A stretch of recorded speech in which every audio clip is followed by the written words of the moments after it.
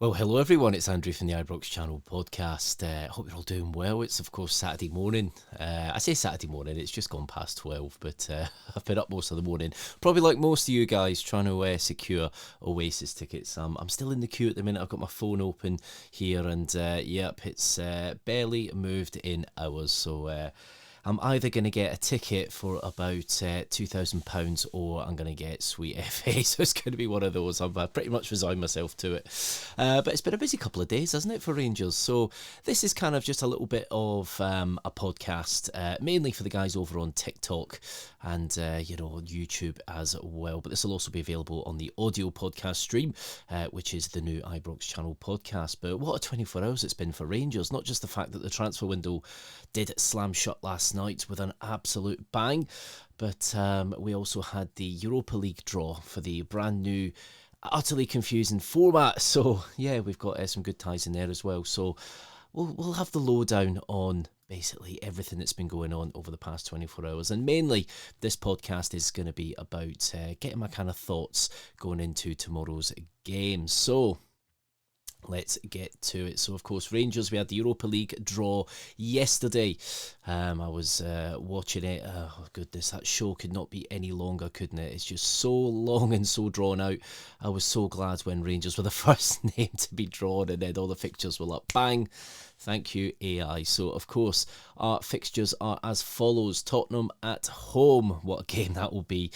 Manchester United away at Old Trafford. Lyon at home. Olympiacos away. Then we have Union Saint-Gilloise at home. Malmo, yes, the familiar foes. Malmo away.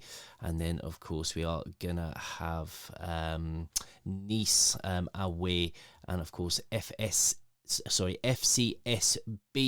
of course, from Romania, of course, Steaua Bucharest at home as well. So, yeah, it's a weird kind of format now, isn't it? Because you get the extra 2 games. Now, I'm not against this at all because an extra couple of games, that's extra revenue for, potentially for having extra games. But, of course, you are still limited. I think we've got about 4 home games. So, yeah, I think it works out 1 extra home match. So, there we go. We get a bit of extra revenue for that.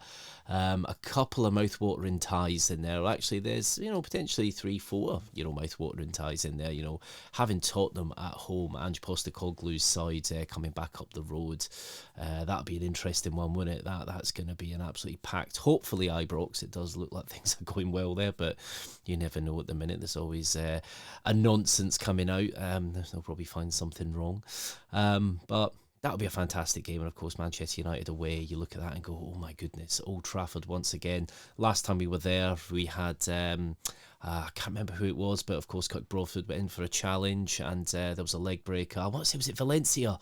Oh, I can't remember. Let me know in the comments because that was, we got a kind of a famous 0-0 draw, if you can have a famous 0-0 draw. But for us to go to Old Trafford and get a draw, that was fantastic. And of course, that was very, very Rangers under Walter Smith in Europe, wasn't it? A very great tactical display in defence. But yeah, so them ties will be announced. The actual dates for the ties will be announced later on today, I do believe. Of course, Hearts didn't join Rangers in the Europa League. Of course, they went down into the Europa Conference after losing their playoff. And they, of course, they've got they got the Cypriots Ammonia, they got Heidenheim, they got Petro Cub from Moldova, and they got Cercle Bruges and Dynamo Minsk as well. So a couple of old school European ties in there. Now, that'll be interesting. Obviously, we hit September tomorrow, don't we? So it won't be long before we start playing some of these ties. So these are going to be very interesting, and going to be looking forward to those. I'll look to get down to the London branch for those ones because there's always a good atmosphere down there.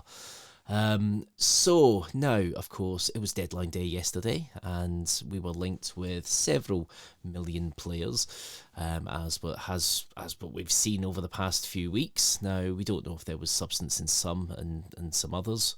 We were linked to quite a few centre backs, and a lot of these kind of links kind of would either be quashed or would fall apart quite early on. So you'd be linked with a centre back, then suddenly, Rangers, that's broken down they've moved on, which I guess you've got to do at this stage. You can't be trying to iron out particulars, arguing over wages and things, and transfer fees. If you can't agree on something, then sometimes it's worthwhile just moving on, especially if you're going to be quite a bit out of pocket. But obviously Philippe Clement's comments in the week, saying that he expects more incomings than outgoings, really did stick in the heads of a lot of Rangers fans, including myself there. Obviously we're expecting a few players in, more in than out. Now, that's never exactly going to be an exact science, isn't it? He expected that. But also, I've got to be honest, listening back to that press conference, I think some things did get a little lost in translation, which is understandable. English isn't Philippe Clement's first language. Yes, he's very good and very fluent in English, but I think with certain words and certain phrases, it's not always as clear with some things. But at the end of the day, sometimes you can expect more players to leave, especially if bids do come in. Obviously, we didn't really see much action in regards to bids, because it did feel a little bit like a fire sale, something we used to do a lot under David Murray, when we'd sign players for big money like Mikel Arteta, and then they'd end up going for a fraction of the cost, which just used to frustrate the hell out of me back in the day. It always used to really annoy me. But at the minute, we couldn't really command high fees for a lot of these players because they were surplus to requirements, so we made it abundantly clear that they were. So, yeah, you're never really going to win with that one with clubs. Clubs know, they start sniffing around and they'll try and get a cheap deal because they know we just want the wages off the bill. So, of course, I'll go through the list of players that were in and out in just a minute. But to celebrate, of course, I was glued to Twitter last night, just refreshing, just looking for any updates. There was a lot of activity, and there was a lot of good links from very good reliable sources. Of course, you had Fabrizio Romano, you had the Fourth Official, of course you had Four Lads Had a Dream with Stevie, and of course you had Heart and Hand, with little bits. Obviously, when they did find out, they were putting stuff out, and we were linked to quite a few players. Obviously, not all of them came through. Sometimes it just doesn't work, especially when you're trying to do business late on in the evening of deadline day when the deadline is 11, and especially when you're dealing with faxes and stuff, not everything can always go through. I know if you can kind of almost rubber stamp a player, if you can get a player in the door where you've not necessarily finished all the paperwork, I think there is a dispensation once, as long as you are signing them and you have kind of put steps in place to sign, as long as you get the paperwork completed through the night, I think sometimes that can be deemed acceptable. But obviously you have to be at an advanced stage for that. So of course we had our 2 deadline day signings. So I'm gonna apologise before I do this, because I'm gonna absolutely butcher it, because I've not seen many people with the pronunciation. But phonetically I'm going for, which is Nerasho Casimiro. But I did see him referred to as Nana by RTV, so I'm going to go with Nana. So apologies, Nerasho Casimiro, if that isn't the right pronunciation. You do. I will learn your name. I need to learn more names. Bless. I hope Tom Miller's going to have some trouble with that one, I think, because I'm definitely having trouble with it. But yes, Nana, 22-year-old Dutch defender. He can play centre-back, he can play right back. It's a loan deal with an option to make permanent next summer. He told RTV, "I'm very excited to join the club and play for the fans. I spoke with the coach who had a good feeling, and the most important thing for me is to play and to help the team as much as I can." And he was saying as well that he got a call the night before at 8 p.m. saying we're going to Rangers from his agent, and it all kind of started from there. So welcome to Rangers, big man. And the next one raised a few eyebrows, I have to say, because this deal did look like it was off, because the club Sassuolo, I think, didn't want the fee that Rangers were giving them. So, it looked like it was a little bit dead in the water, but then it got reignited, and very quickly he became a Rangers player. So, so Nedim Badrami from Sassuolo, from Serie B. Sorry, not Serie B, it's Serie B. That's the one. It doesn't sound right saying Serie B. There we go. It's been a long night, and I've been on hold for Oasis tickets, so it's been a long day. I'm still waiting, still waiting. It's not happening, is it? £3.5 million, so €4 million, which is the thing that raised a bit of an eyebrow because we've been told that we've got no money. Our stadium's full of asbestos. It's gonna have to get toned down, and but now we've been able to release funds by the looks of things through the fact we've got a lot of the wage bill down. We've settled the elite dispute as well. Obviously, it seems to be a bit of an undisclosed amount, but I imagine there was a lot more money set aside for that, just on the off chance if it was more, so that could have been made available as well. But it looks like a permanent deal, which is good. Now he did impress with Albania at the Euro. Scored the fastest goal, didn't he? I think we all saw that. That was the highlight of Twitter for a couple of weeks. That when he scored that absolute screamer against Italy, the fastest goal in the Euros. But what's interesting about this is obviously the parent club weren't looking to sell. However, Nadim himself seemed to really push for the move, which kind of forced the move through, which is fantastic. Obviously, you hate to see that when you're on the other end of that, a player wanting to leave, but it's good for us, and it's good to get a player of his calibre in. We might actually have a number 10 on our hands here, which could be good. He told Rangers, "I am delighted to be joining a club the size of Rangers. I had some good conversations with the manager, and I believe Rangers is the right move for me at this point in my career. I look forward to meeting all of my new teammates and fans in the near future."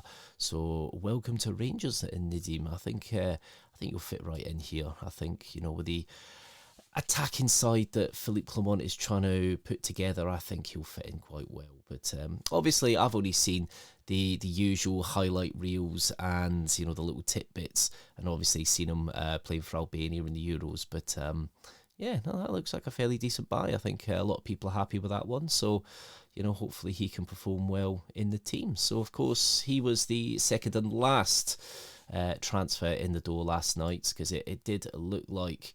It looked like we were going to be signing Samuel Edozie. We were heavily linked with him, the former Manchester City player, currently with Southampton. It collapsed in the 11th hour due to him discovering several prominent Rangers Twitter accounts saying, "Have you seen his brother Van Dabby?" So he saw that and said, "Nope, Scotland's not for me." And he killed the move dead. No, I'm just kidding. It was, of course, that wasn't the reason. But it was. I believe it's Rangers pulled out on that one very late on. So it's very likely due to personal terms and maybe wage demands, possibly with that one. But a shame. But you know what? Some things are never meant to be. So. There we go. So, players in and players out this summer. So, Nadim Badrami there, the midfielder from Sassuolo. Robin Proper, defender from FC20. Hefty, of course, from Fluminense. Hamza Igmane, the elusive man himself, from FAR Rabat. Connor Barron, of course, from Aberdeen. Mohamed Diamande on a permanent contract from Nordsjælland. Another loan to permanent contract, of course. Liam Kelly, of course, from Motherwell. And Clinton Nsiala from AC Milan. And of course, our loan deals in the Sharo Kishinjwiro. Oh, I've just butchered that again. I am so sorry, Nana. I'm just going to call you Nana. Hope you're all right with that, big man. Of course, defender from Feyenoord. Vaclav Cherny, of course, from Wolfsburg. And Oscar Cortez, another loan deal from Lens. So when you look at it on paper, we have actually signed quite a few players this summer. Obviously, it is a rebuild, and we probably did need a few more. I was hoping for a minimum of 3, and I'll be honest, I didn't think we'd get it. I barely thought we'd get 2, so I was quite surprised when we did get 2 last night. But I think especially after that Europa League draw, I think we did get a bit of a... I can't really call it a group of death because it's not a group anymore. We're trying to do this, I guess, this kind of Super League style kind of league, aren't we? UEFA are trying to keep all the teams happy so they don't break off to this Super League, which is why we've seen the Champions League kind of reshape. But yeah, I think they saw that group, and we've probably got the hardest group in Scotland out of all the tournaments that there are. But you know what? Got to relish it, haven't you? You want to see your team at Old Trafford. You want to see us playing Spurs at Ibrox. That is what you want to see. So that's what European football's all about. You want to see us up against the best of the best. Of course, you want to progress after Christmas, but it's up to us to do the talking on the park, isn't it? So, players out this summer. Connor Goldson, of course, he went to Aris Limassol for an undisclosed amount. Sam Lammers went to FC 20. John Lundstrom, Trabzonspor, along with Bona Barisic. Robbie McCrory went to Kilmarnock. Todd Campbell away yesterday to Blackburn Rovers for about £3.50. I think it's about £300,000 what the fee was. Scott Wright down to Birmingham City, so he's at St Andrews now. John McLaughlin is at Swansea City, which actually is quite a decent move from. Might not be first choice keeper, but you know what? That's not a bad move there. Aaron Lyle, of course, Greenock Morton. Ryan Jack, of course, and Kemar Roof were released. And of course, the loans that we lost, Abdallah Sima and Fabio Silva, both lost them. Fabio Silva looks like he's going to be teaming up with Ollie McBurney. Did you see that yesterday? That's unbelievable, isn't it? There we go, a bit of a Rangers forward line up there, so wish him all the best. Loan deals that ended. Cifuentes, of course, from Aris. Yep, that man was still on the books. It was hard to believe. It almost, it's like when you open a cupboard and find an old VCR and you go, oh, that's still here. You know, it was one of those. It's like seeing, was it John Eustace sitting in the that container at Murray Park? It's like, oh, still here. Ben Davies, of course, out to Birmingham City. Birmingham City is slowly going to become a little mini Rangers down there, a bit like Blackburn Rangers under Graham Souness. So I might have a wee eye on Birmingham City over the season. John Leofeco went to Exeter City, which is a shame. I think he had a little bit of promise, but of course the boy needs game time, so some players do have to leave. Kieran Wright, of course, out to Edrionians, Jay Hogarth, Queen of the South. And then it was just mainly some youth players out to the lower leagues. So that's the ins, that's the outs for this SPFL season for Rangers. Now, on to the Old Firm. Now, of course, we're bang on 24 hours away from the Old Firm match at Parkhead, because it is, as I'm speaking right now, 12:23. So of course, in 12 hours' time, we'll have the battle fever raging as we head to Parkhead for the first Old Firm game of the season. Now, if you want to know my full kind of thoughts, like with teams, our weak links, who can perform well for us in that game, then do listen to my earlier podcast in the week. It was entitled "So Many Goals Are Ross County Them," which was the, of course, Ross County review and the build up to the Old Firm with a preview for the Old Firm. And of course I was joined by the wonderful Gary Morris from the Fourth Official, who did give me some really good insight into how he feels that the game's going to go. He actually did give a prediction as well, a very, very bold prediction, 3-1 Rangers, he said. So you know what, if that comes in, I'll be buying Gary a pint, that's for sure, because that would be one hell of a result. But yes, results at Parkhead, they are rarer than hen's teeth, aren't they? We don't get them often. Our last kind of decent result there was probably the 1-1 draw, the game that Sakala scored, and of course Sakala hit the post late on, didn't he? When you think, oh, what could have been? I was under Gio, I think, that game, wasn't it? So yeah, and our last victory there came in the 2-0 win with the Connor Goldson double. The guy you would not have put money on getting a double in that game. So it has been a while, and the years are mounting up again. Now, we do go through periods where sometimes, I remember before we didn't win there for 5 years, back under Alex McLeish. But also not a lot of other teams won there either. Celtic are a different animal now. They've had a fairly decent pre-season by the looks of it. You know, they hadn't really added much to their squad over the summer. That does have to be said. However, they have made they've made a lot more business. They've done a lot more business and completed that over the past couple of days, including an £11 million signing. So obviously they have started to splash the cash a little. They have made a lot of money, and it has been a lot of money that they've made this summer. And you know, obviously there is a massive disparity in finances. While one side are making record profits, we are looking at downsizing because, of course, of the way things have been mismanaged over the past few years. So, yeah. Now, my thoughts going into this one. Now, obviously, we've got new signings.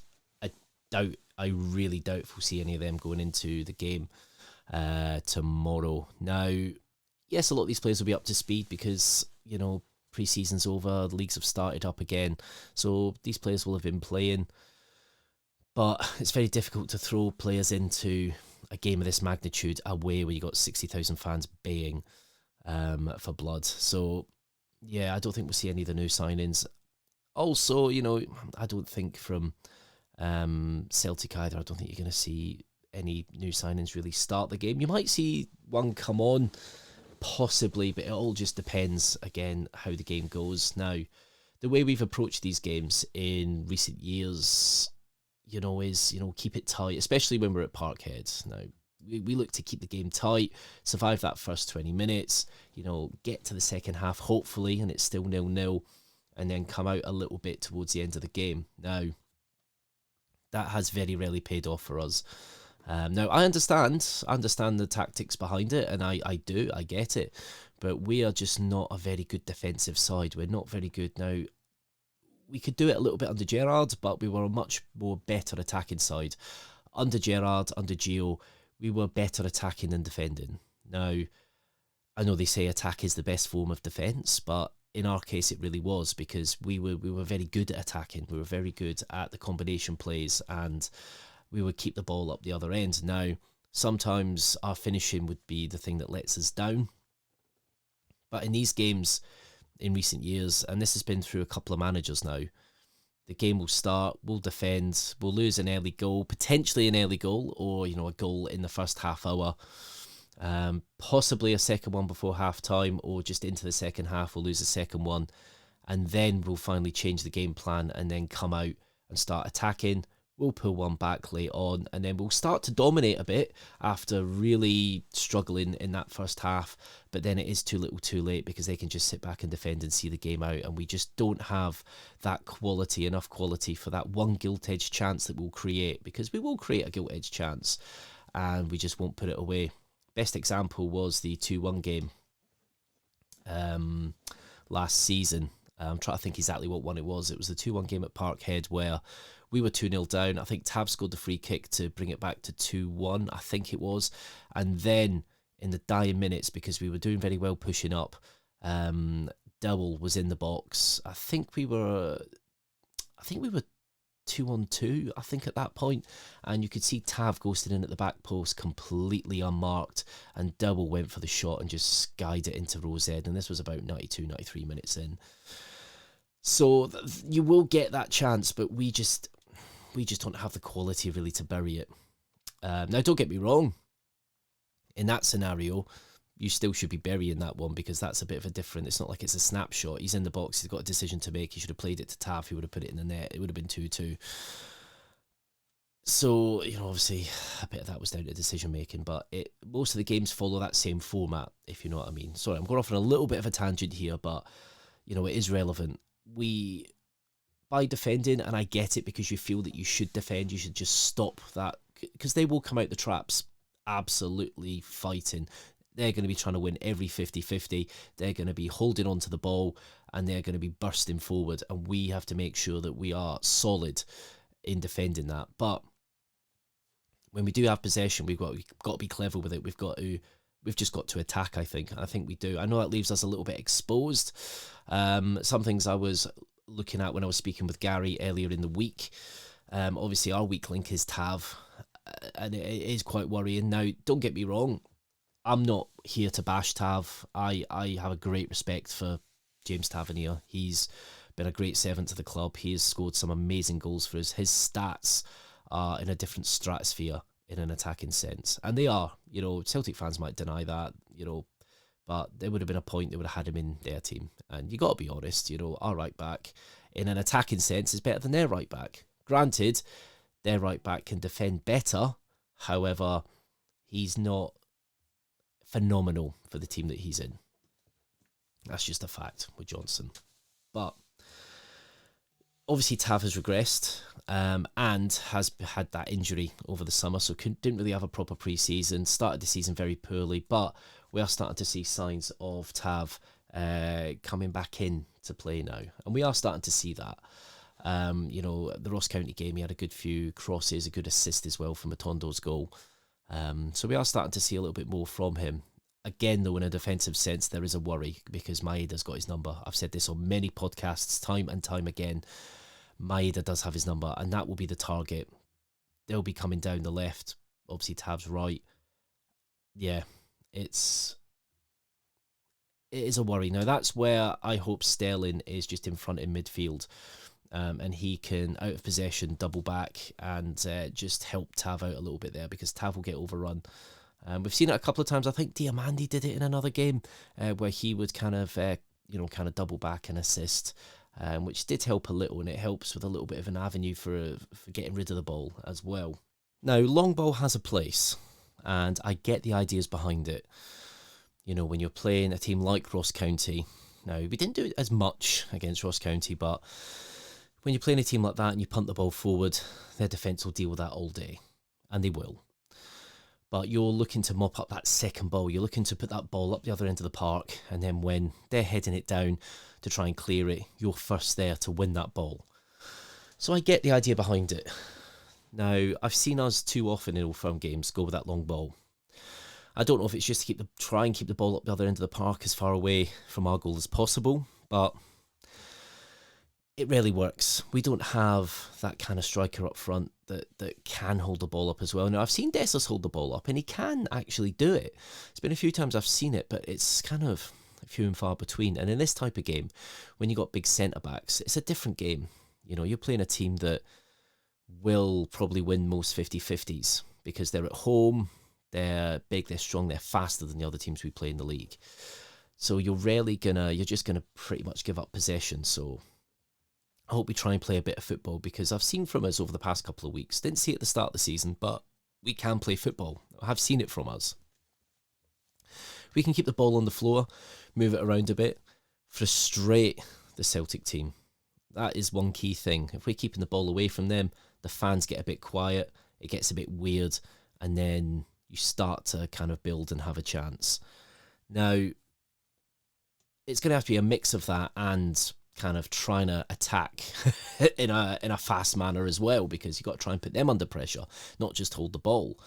Because the second you lose the ball, they go up the other end and they're very good at swarming and, you know, going forward in numbers, coming back in numbers at times. We have to neutralise the threat of Callum McGregor.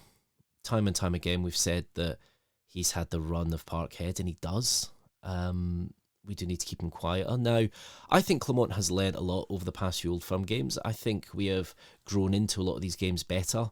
Obviously, the 3-3 game at Ibrox, there was a lot in that game. Now, I'm not going to go into the fact that we've had 5 goals disallowed in 8 games against them because, you know, even though that completely obliterates their conspiracy theories and all that utter rubbish that you hear, even though it obliterates all that, oh, the referee's still a cheat.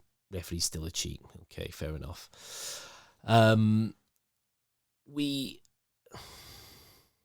need to make sure that, to be fair, I've got off on a tangent and completely forgot what I was saying there, but which is always good, isn't it? Always good. But we need to make sure that we neutralise that threat from him. Now, who do you look at in midfield to do that? Are you looking at Sterling, possibly? Likely. No, I want to know your opinions. I want to know your team, because I think the team's not going to be too dissimilar to the team that faced Ross County, being completely honest. Obviously, Robin Proper will come back in because he's fit. And a couple of other players will be available as well. I believe Cortez will be available. Obviously, we'll find out later at the press conference.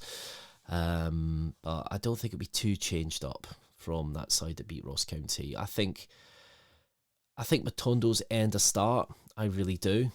But there is always that nagging worry in the back of your head that he is so inconsistent, and we know he's so inconsistent at times. But to caveat that, he's never had a proper run in the team. He's always, he's come in injured, not had a great first season. He's been here, there, and everywhere, out of the team for a big period. injured, come back in, out.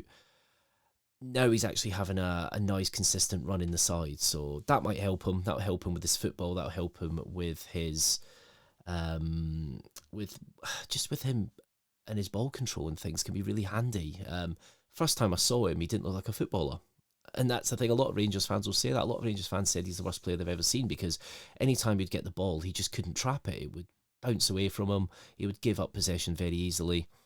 And it was messy. A very messy footballer. And we're not talking about the Argentinian legend. But I think he's grown, dramatically grown. And I think some of that has come from his Old Firm goal that he scored.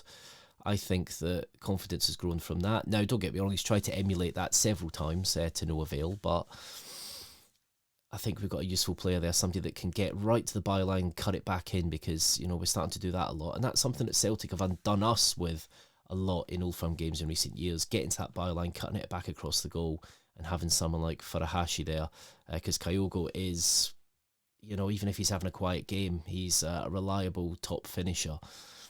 And that is a danger. But we'll see. This is going to be an interesting game. It's going to be a very interesting game. It's a hard one to predict. Both teams. It's rare for us, to be fair. In my opinion, it's rare for us to go into this game after a really good win. Like a really good positive performance. It's very rare to see that. And I hope that does work. Now, something that may have played into our favour a little bit, the fact we didn't have the Champions League playoff.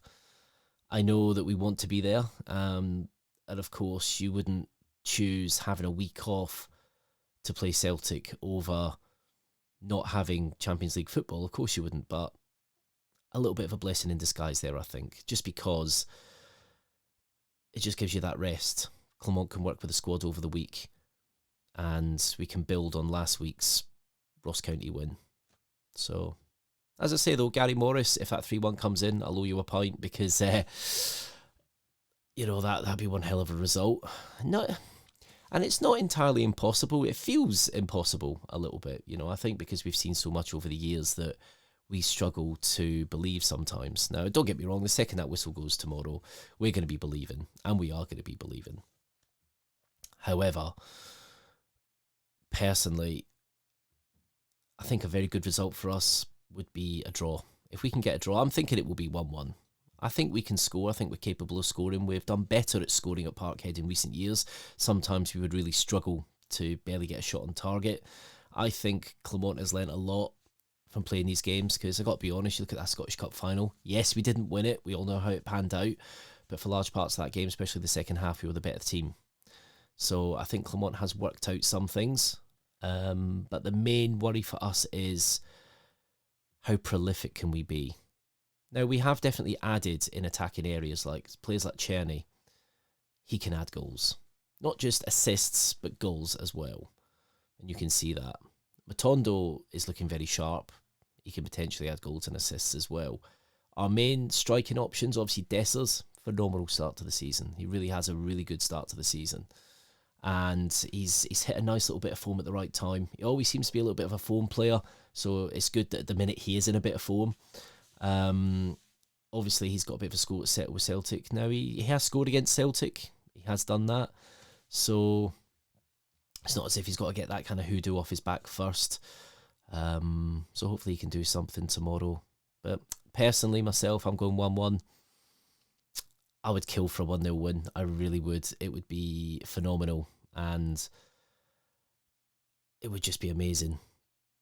Especially if you look at Gary Morris's 3-1 prediction. If that comes in, my goodness, that would be phenomenal, wouldn't it? How unbelievable would that be? We haven't seen anything like that since probably Pedro Mendes' days. Because that would be a bit of an annihilation. Now, can we beat them there? Yeah, I think we're capable of it. You know, they'll probably will lose at Parkhead this season to an SPFL side. It will happen. They did last season. They lost to Hearts there. Are Hearts better than Rangers? No. But obviously, this season, Celtic have grown. And they have. And they have become better. So, you know, just because they're better doesn't mean we should let our standards slip. We need to raise our standards. I look back to one of our best ever league wins was our 50th league title. the treble winning season back in 02-03, the last time we won a treble, you had a phenomenal Celtic side there. A Celtic side that just couldn't stop winning. You know, you had Larsson, you had Hartson, you had Sutton, you had quality throughout that whole team. You know, you had big defenders in Bobo Balde, and they were just a very difficult side to beat. You know, they had a great run in Europe that year. They got to the UEFA Cup final. And in Old Firm games, you know, they were very close. I always remember the 3-3 game. We just wouldn't give up. We just wouldn't give up. And of course, it all paid off last game of the season where we won the league by a goal, which was phenomenal. Absolutely phenomenal. But just because they're a really good side at that time doesn't mean you should let your standard slip. And I believe that. And we have had too many players in this squad essentially, that have seen too much failure at these grounds like Parkhead, and even just against Celtic in general. We haven't beaten Celtic in, oh goodness, was it 7 or 8 games now? That's not a Rangers thing, is it? It shouldn't be a Rangers thing. You know, you got to be winning these games, and you have to be winning these games. All from derbies. You know, last season, if we could have won 1 or 2 of them, which, don't get me wrong, we were unlucky in a couple, but there comes a point where you can't be unlucky in every single game, can you? You know, you've got to start winning, and you have to. But yeah, so I've kind of just rabbited on for how long now? About 35 minutes now. But that's just my thoughts going into it. We need to neutralise the threat. They've got some good attack. They turn into another animal when they got their full house behind them. It doesn't matter what team goes there. They really do raise their game. And especially against us, they look to not just beat us, they look to destroy us. So we've got to be ready for that. I think Clermont will be ready for that. We've got to be clever. We have to attack, and we have to use our chances. And we have to really utilise our chances. We can't go in at half-time like 1-0 down or at 0-0 and go, you know what, we've missed 2 or 3 gilt-edged chances. You've got to put them away, because you know in that second half it'll be a different game, and you come away with another loss or drop points, and you start looking at what could have been if we could have just done the simple things. We also need composure in defence. I think Robin Proper could add that, but I've got to be honest, he's not experienced an Old Firm game yet, so we don't know how he's going to be. I like him with the ball at his feet, very good at moving the ball, and we are building a team that looks like it can play from the back. Another player I will mention, might be a bit controversial, so please let me know what you think. I love Jack Butland. I think he's a great addition to the Rangers side. But in these games, a lot of the time, we don't see a lot from him. Now, in the last game or 2, I think it was the last game mainly, we did see him pull off a good couple of saves, but last season, we didn't see much from Jack Butland in the Old Firms. He basically just picked the ball out of the net. Might not all have been his fault, not blaming him really, but it's just something that you notice. You know, whereas you look at Alan McGregor, you know, he'd be pulling off phenomenal saves left, right and centre, but don't get me wrong, Alan McGregor's a different animal, isn't he? He was a world-class goalkeeper, and he was a phenomenal goalie. So, you know, I think maybe he was just a slight level above Butland, but no, I want to know what you think about that. You know, I like Butland, but I do think that in some of the big games, I don't want to say he's non-existent, you don't see a lot from him. Anyway, guys, thank you for listening to my ramblings. You can find me over on Twitter at the Ibrox channel, on Instagram, on Threads, on Facebook, on TikTok, which you're probably watching this on, and of course YouTube, which you might be watching this on as well. And if you're looking for the podcast, the audio podcast, there's a lot more content available through the audio podcast store. You can catch my last pod, which has got a bit more of an in-depth preview against Celtic, with Gary Morris from the Fourth Official, who joined me on that. That is if you just go to your podcast store, search the new Ibrox Channel podcast, and you'll find it there. Also, got a website, theibroxchannel.com. Do have a look. But thanks for listening, guys. You'll probably be getting the Battle Fever started tonight, so do it safely, and enjoy the game tomorrow. I'm looking to go to the London branch tomorrow. I'm hoping to get some, maybe some interviews with some of the fans, some pre-match build-up and maybe some post-match reaction as well from some of the guys there. So do look out for that. Obviously it's work permitting. If I can get out of work early, then I will be there. But there'll be some content in some way, shape or form tomorrow after the game. So do listen out for it. But enjoy your Saturday. I'm going to just now check the Oasis queue. I am still currently in a queue, and I still don't have a number, so that's not a good sign really, is it? But anyway, guys, have a good one. Enjoy your Saturday. Enjoy the game tomorrow. We are the people.